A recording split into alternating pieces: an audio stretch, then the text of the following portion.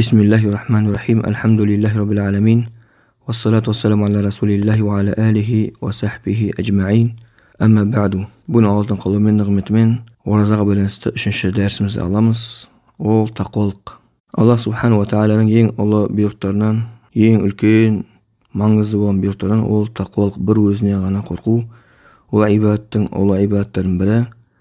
Taqvolikning ma'nosi taqvolik qulning Allohdan shinay turda qo'rqib, uni ko'rib turganday qulchilik etuvi, gunohlardan saqlanib, және оның amallarını to'liqday o'rindavi. Osın barlig'in taqvolik deb ataymiz. Allah subhanahu va taala Qur'onda aytadi, Al-Imron surasining 102-oyatida: "Ya ayyuhallazina amanu taqulloha haqqa tuqatihi va la tamutunna illa va antum muslimun." Ma'nosi: ey iymon keltirganlar, Allah'dan shinay turda qo'rqinglar, және tek musulmon kuyda g'ana dunyoda o'tinglar degan. Bu oyat Allah subhanahu va taala bizga buyurib жатыр, shinay turda taqvoga kelumizdi. Bu oyat dalili musulmonlar uchun taqvoga kelu ol vojiblarning vojib ekanini. Шын мәнінде taqvolik ol жүректен шығады. Пайғамбарымыздың саллаллаху алейхи вассалам хадисінде келгендей: "Ат-тақва ха-хуна, ат-тақва ха-хуна, ат-тақва ха-хуна", фа ашар иля садрихи. Яғни taqvolik міне осында деп кеудесіне, жүрегіне 3 рет көрсеткен.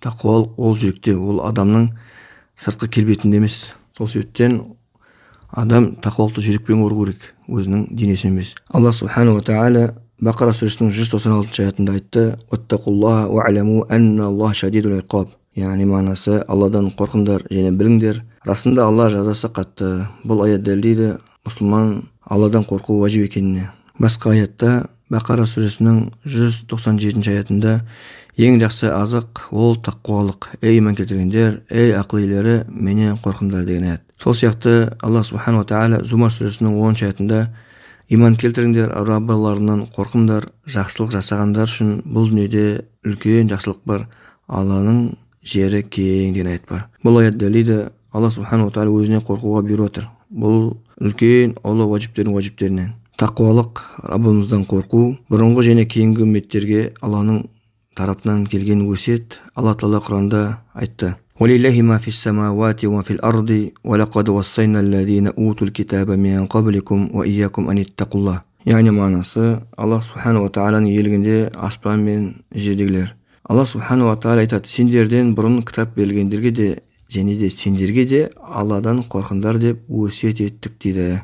Бұл аят дәлелдейді Алла Тааланың өсиеті және бұйрығы ол Құдайдан қорқу, іліммен қорқу, бұйрығын орындап тыйылғаннан тыйылу. Осының барлығы тақуалық дейді. Тақуалық деген сөз өте ұлы ибадаттардан. Алла субхану ва тааля тақуалы адамдар ең жақсылар деп айтты да. Пайғамбарымыздың хадисі бар. Жалпы хадистерде, аяттарда қарайтын болсаңдар, тек қана осы жағдай ғана айтылған. Кім тақуалы болатын болса, ең абзалдар деген. Құранда аят бар: "Инна акрамакум индаллахи атқакум". Худжура сүресінің 13-аятында расында жақсыларың сендердің ең жақсыларың олар тақуалар дегенде. Пайғамбарымыздың хадисі бар: "Иннама акрамакум индаллахи атқакум". Аллахтың алдында ең жақсыларың тақуаларың деген. Осы екі жерде келген, ешқашанда басқа жерде келмеген ең жақсылар деген сөз. Аллахтың алдында ең жақсылар тек қана бір ғана хал, ол Аллахқа лайықты түрде иман келтіріп, Алла Тааланың тақуалықпен, Құдайдан қорыққан күйінде келу. Құдайдан қорқу, тақуалы болу ұлы ибадаттардан. Алла субхану ва тааля адамдарға аяттарын немесе үкімдерін тақуалыққа жетелеу үшін баян етеді. Осылайша Алла адамдарға өз аяттарын түсіндіреді, бәлкім олар тақуалыққа жетер. Бақара сүресінің 187-аятында. Енді тақуалықтың мағынасы: тақуалық дегеніміз құл мен Алланың қаһарынан арасына қорған қою.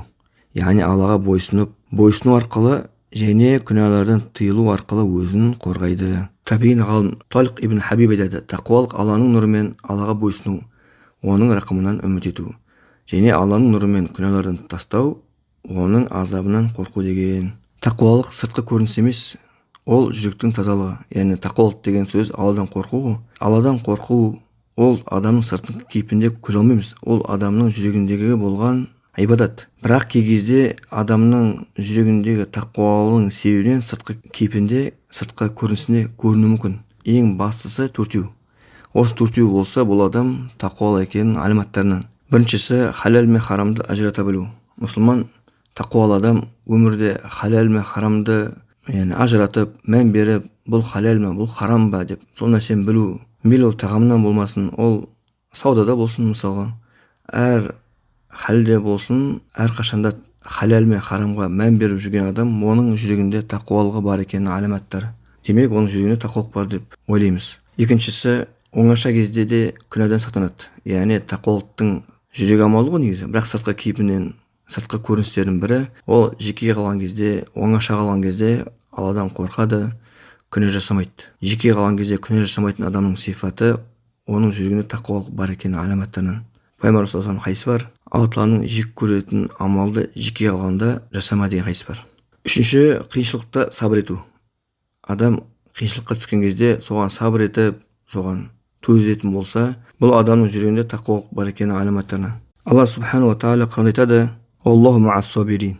Расында Алла Тағала сабырлармен бірге. Кім сабыр етсе, Алла Тағаланың көмегін табады және де тақуалық болғанның аламаттарынан. Басқа аятта: "Ва ма яттақиллаха ядж'ал лаху мин амрихи юсра". Кім тақуалық ететін болса, оның қиыншылығын Алла Тағала жеңілдетеді дейді. Сол себептен Алла Тағала әрқашанда тақуалардың жүрегін қарап, оған көмегін беріп, қиыншылықтарын жеңілдетеді. Яғни үшіншісі қиыншылықта сабыр ету. Біріншісі халал мен харамды ажыратып білетін адам, ол тақуалықтың аламаттарынан. Екінші, оңаша кезде күнәдан сақтанып қорқатын. Үшінші, қиыншылықта сабыр ететін. Соңғы төртіншісі, нығмет келгенде шүкір етеді. Әр қашанда нығмет келген сайын тақуалы адамның сипаттарынан ол Алла Тағалаға шүкіршілік ететін адамдардың қатарынан болады. Яғни шүкіршілік тілмен, жүрекпен, дене амалмен, сол сияқты мал-мүлікпен. Осы төрт жалпылама, төрт аламаты осы төртеумен шектелмейді. Басқа да түрлер бар. Ол адамның жүрегінде тақуалық бар екеніне. Пайғамбар саллаллаху былай деген: "Ақиқатында Алла сендердің түрлеріңе де, малдарыңа да қарамайды, бірақ жүректеріңе және амалдарыңа қарайды. Иннама акрамакум индаллахи атқакум". Аллахтың алдында ең жақсыларың тақуаларың деген. Бұл хадис Муслим риуаят еткен. Енді тақуалықтың жемістері бар. Көптеген жемістері бар. Жалпылама төртеуін айтайын. Біріншісі жүректің тыныштығы. Адам тақуалы болса, оның жүрегі тыныштықта болады. Жүрегі сондай рахатта болады. Нең себебінен? Тақуалықтың себебінен. Екінші, жемістерінен ризықтың берекелі болады. Сенің ризығың хайырлы, көп, берекелі болады. Субханалла. Бір адам бай болса келсе, ризығы көбейгенін қаласа, онда тақуалы болсын. Тақуалыққа жүгініп, әрқашанда тақуалы болған адам Алла Тағала ісіне берекет беріп қояды. Ризығы көп болады, берекелі болады. Үшіншісі, өмірде нұрды болу. Яғни өмірдің барлығы нұрлы болады. Фәлә нухияннаху хаятан таййиба айтады. Яғни Аллахқа тақуалық етіп, ілім алып, тәубе келіп, салих амал істейтін болса, Алла бұл өмірде оған көркем бақытты өмір береді екен. Төртіншіден, ақиреттегі құтылу. Қияметте ол адам құтылған адамдардың, жәннаттық адамдардың болады. Алла Тағала Құранда айтқандай: "Инна лил муттақина мафаза". Расында тақуалар қиямет күнінде жеңіске жетіп жәннатқа кіреді деген аят. Сол сияқты Алла Тағала Құранда айтады: "Кім Алладан қорықса, Аллаға оған бір шығу жолын береді. Оған күтпеген жерден ризық нәсіп етеді". Талақ сүресінің 2-3 аяттарында. Яғни "Ва ма яттақиллаха ядж'ал лаху махраджа". Кім Алладан қорықса, шығатын есік ашып береді. Алхамдулилля. Тақуалыққа жетелейтін себептер. Адам тақуалы болу үшін не нәрсе істеу керек? Жалпылама 6-ын айтып кетейік. Негізі көп деген себептер бар. Соның ең басшысы, ең маңыздысы. Тақуалыққа жетелейтін, тақуалы болуға себеп болатын істер. Біріншісі намаз оқу. Намазыңды түзеу. Мұсылман намазына берік болса, намазын сүннеттерін қалдырмайтын болса, намазын мешітте оқитын болса, намазын уақытында оқитын болса, бұл ең бірінші оны тақуалыққа жетелейтін себеп. Екінші, харамнан аулақ болу, күнәдан тыйылу. Барлық харам, Алла Тағаланың тыйған нәрсесінен тыйылатын болса, ол адам тақуалы болады. Осы ісі, оның тәрк етуі тақуалыққа апаратын үлкен бір себептерінен.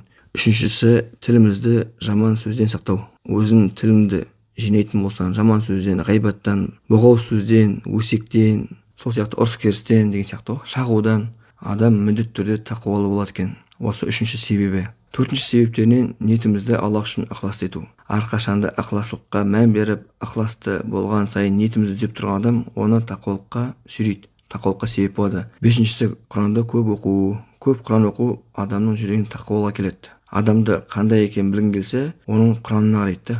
Егер де Құран көп оқитын адам болса, Құранды оқығанды ұнататын болса, Құранды оқыған, Құранмен бірге болатын болса, әрқашанда Құран жаттап, Құран оқып жүрген адам болса, ол адам тақуалықтарының аламаттарынан, себептерінен үлкен бір себеп, ол адамды тақуалыққа жетелейтін, ол Құран оқу. Алтыншысы, Алладан тақуалық сұрап, дұға айту. Алла Тағаланың көмегісіз, Алла Тағаланың сен жүрегіңе тақуалық салмаса, ол өте қиын. Сондықтан да тауфиқ сұрау, мұрша. Аллахым сондай сені еске алған кезде қорқатын, сенің тыйылған нәрсе тыйылатын, бұйрықтарын орындайтын тақуалық берші маған деп сұрау, дұға тілеу. Осы 6 маңызды болған себептер. Омар сахабаның тақуалық жайлы айтқан сөзі бар. Тақуалық Алланың нұрымен оған бойсыну, Алланың сауабын үміт ету, Алланың нұрымен күнәдан тыйылу және оның азабынан қорқу. Ибн Аби Дуня риуаят еткен. Сол сияқты Али сахабаның сөзі бар. Тақуалық жайлы тақуалық ұлы Алладан қорқу, Құранмен амал ету, азға разы болу және ақыретке дайындалу деген. Үшінші, Абдулла ибн Масғудтың сөзі бар. Алладан шынайы түрде қорқыңдар. Яғни Құран аятындағы «Я айюхаллазина аману тақуллаха хаққа туқатихи» деген сөз бе? Яғни Алладан шынайы түрде қорқыңдар деген сөздің аятында Абдулла ибн Масғуд былай түсіндіреді. Оған бойсынып, қарсы келмеу, және еске алып ұмытпау, шүкір етіп, күпірлік етпеу деп айтқан. Осы Убай ибн Кааб пен Омар сахаба арасында әңгіме болады. Омар сахаба Убай ибн Каабтан сұрайды. Тақуалық жайлы сұраған кезінде Убай ибн Кааб Омар сахаба айтты: "Тікенекті жолмен жүріп көрдің бе?" деп. Яғни жол сондай тікенек болған. Сол кезде Омар сахаба айтады: "Иә" дейді. Сол кезде Убай ибн Кааб айтады: "Қалай жүрдің?" дейді. Сол кезде Омар сахаба: "Киімімді жинап, сақтанып, жайлап, қарап жүрдім" дейді. Сол кезде Убай ибн Кааб айтқан: "Міне тақуалық дәл осындай. Яғни адам күнәға түсіп қалмайыншы деп сақ болып жүреді." Хасан әл-Басри айтады: "Тақуалар өздеріне харам етілгеннен сақтанып, және Алланың парыз еткенін орындайды." Басқа сөзінде тақуалық сәнденуде құр қиялда емес, яғни тақуалық ол адам әдемілену емес, немесе бұл ойлау, армандау емес дейді. Ол жүрекке орныққан және амалмен дәлелденген нәрсені тақуалық деп айтқан. Суфиян ас-Саури айтады, рахималла: "Нәпсіге тақуалықтан ауыр нәрсе көрмедім." Фудейл ибн Ияд деген табиғин ғалым айтады: "Тақуалықтың негізі нәпсісінің қалауларын тастау. Аслу тақуа, тақуалықтың асылы дейді тәрку шахуа. Барлық шахуаттың барлығын тастау." Сол сияқты көптеген сәләфтерден келген сөз бар. Кім ішкі дүниесіне түзесе, адам ішкі өмірін, ішкі жүрегін түзесе, Алла оның сыртқы амалдарын да түзейді. Кім Алламен ара қатынасын түзесе, Алла адамдардың қарым-қатынасын түзейді деген.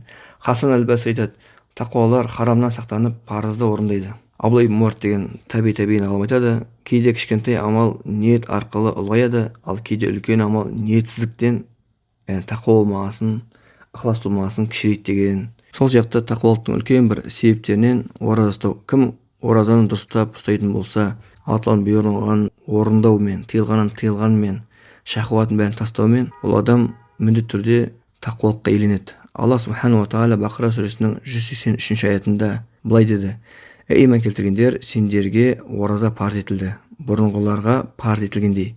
Бәлкім тақуалы боларсыңдар." Бәлкім деген сөз мына жерде мағынасы міндетті түрде тақуалы боласыңдар деген мағына. Өйткені аяттың мағынасында лааллакум таттақун деген сөз, лаалла деген сөз, яғни Аллаһтың хақысында, яғни міндетті деген мағына. Сендер дұрыстап ораза ұстайтын болсаңдар, тақуалыққа иеленесіңдер. Суфиян ас-Саури деген ғалым осы аятты түсіндіріп отыр. Ораза нәпсісін тыю және құмарлықтарын жеңу арқылы адамның тақуалыққа жеткізетін үлкен бір себеп деген. Сол сияқты тақуалыққа жетелейтін бір себептердің бірі умра жасау мысалға. Кім Алланың рәсімдерін, Алланың обрядтарын ұлттап істейтін болса, бұл адам тақуалыққа иеленеді деген аят бар. Басқа аятта Алла Тағала Құранда айтады: "Бұл күмәнсіз кітап тақуалар үшін тура жол" деген Бақара сүресінің 2 аятында. Басқа аятта: "Егер Алладан қорықсаңдар, тақуалық етсеңдер, яғни ол сендерге ақ пен қараны ажырататын қабілет береді, күнәларыңды кешіреді" деген Әнфәл сүресінің 29 аятында. Тақуалы болу ол жәннатқа кіретін үлкен бір себептерден. Алла Тағала Құранда айтады, Әл-Имран сүресінің 133 аятында: "Васари'у иля магфирати мин раббикум ва жанна ардуха ас-самавату вал ард у'идат лил-муттақин." Мағынасы: Раббыларының кешіріміне және тақуалар үшін дайындалған кеңдігі көктер мен жерде болған жәннатқа асығыңдар. Сари'у яғни асығыңдар иманы. Бұл аят дәлелдейді адам тақуа болса жәннатқа кіретініне. Ибн Тимия рахималла айтады: оразаның мақсаты тақуалық деген. Ораза ұстайтын болса, адам тақуалыққа иеленеді екен. Сол себептен кім оразаға қатты мән берсе, міндетті түрде тақуалыққа иеленеді. Алла субхану ва тағала оразаны тақуалар үшін парыз етті. Пайғамбарымыздың саллаллаху алейхи хадисіне келгендей, кім өтірік сөзбен жаман істі тастамаса, Алла оның ішіп жеуден, тыйылғаннан мұқтаж емес деген. Яғни кім бос сөзден, өтірік сөзден, ғайбаттан осы нәрселер тасталмаса, Алла субханала тағала оның ішіп жеуден, яғни тыйылады ғой, адам ішпейді, жемейді, сол мұқтаж емес дейді, оның пайдасы жоқ. Сол себептен тақуалық өте маңызды. Егер адам ораза ұстаған кезде оның мақсаты қандай? Тақуалық қой, енді соған жетпесе, оның оразасының сауабы жоқ. Ораза, ғалымдар айтқандай, нәпсісінің құмарлығын әсіретеді, тәннің шынайы өмірін береді, рухтарды тазартады, жүректі тазалап, оны ойлану мен Алладан қорқуға босатады деген. Шейх ибн Сади, Абдурахман ибн Сади айтады, Аллах тағала оразаның даналығын тақуалы болулар үшін деп түсіндірді.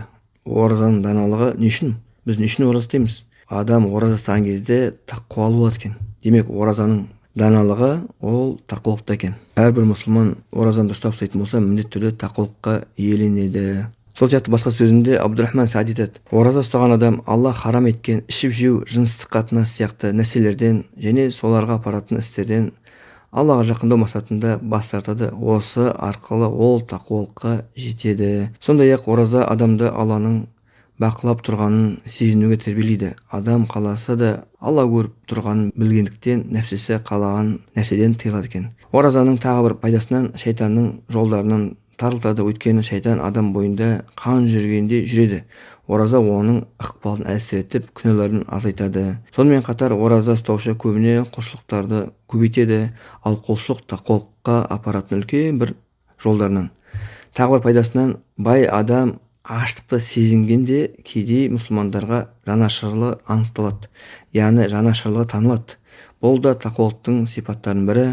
Сұрақ: біздің тақуалыққа не жетелейді? Біз қандай нәрсемен тақуалыққа барамыз деген сұраққа біздің оған жетелейтін тақуалықтың жемістерінен ол тақуалық әлемдердің Раббысының разылығының және де оның сүйіспеншілігіне жеткізетін Алла тақуаларды жақсы көреді. Осы нәрсемен біздер қатты тырысамыз, Алланың махаббатына еленеміз. Сол сияқты разы болған құлдарының қатарына боламыз. Сол сияқты жақсылық пен табыс тақуалықтың байланысты. Адамның жақсылығы мен ризығы тақуалыққа байланысты. Алла Тағала Құранда Бақара сүресінің 189 аятында жақсылық үйлерге арт жағынан кіру емес, негізгі жақсылық тақуалық деген. Алладан қорқыңдар, бәлкім құтыласыңдар.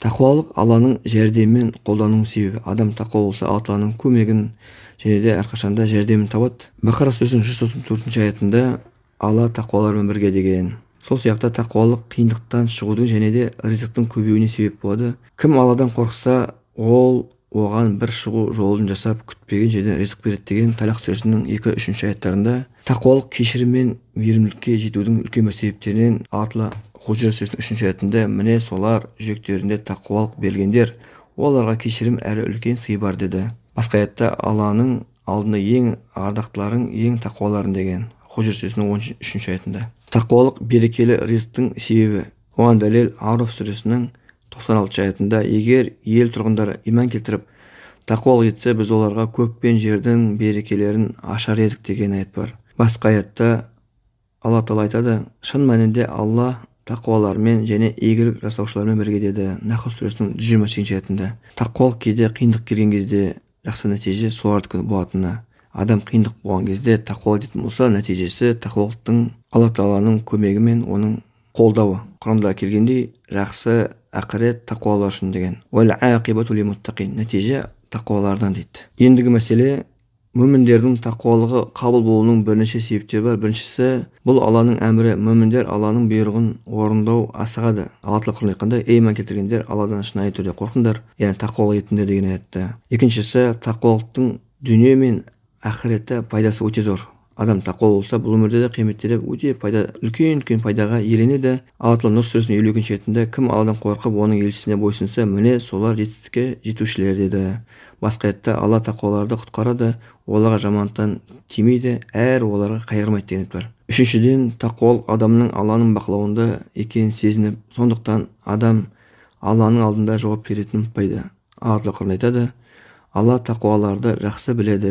Басқа аятта Алладан қорқыңдар, расында Алла көкіректегілерді де біледі деген. Басқа аятта Алладан қорқыңдар, әрі оның алдында жиналатындарыңды біліңдер деген. Төртіншіден, тақуалықтың сипаттары.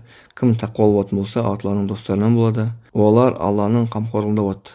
Құранда келгендей, біліңдер, арасында Алланың достарына қорқынышты әрі қайғы да жоқ дейді. Неге? Өйткені олар Аллахқа иман келтіріп тақуа еткендер. Осымен дәрісіміз бітті.